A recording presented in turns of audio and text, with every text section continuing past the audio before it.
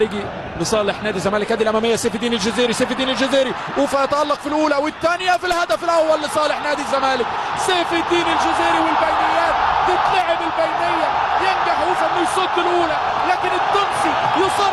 قلبي الزمالك جوه قلبي، بقولها ومش بخبي، هو ده الحب اللي انا.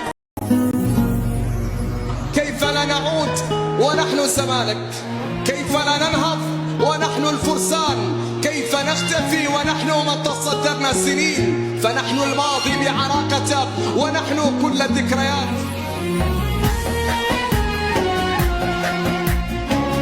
نعم هذا الفريق حتى ولو كانت راية بيضاء، حتى ولو كانت راية بيضاء، لأنهم يقولون أن الراية البيضاء ترفع فقط وقت الاستسلام، إلا راية هذا الفريق فقد ارتبطت بالتاريخ والأمجاد، هكذا يقول التاريخ.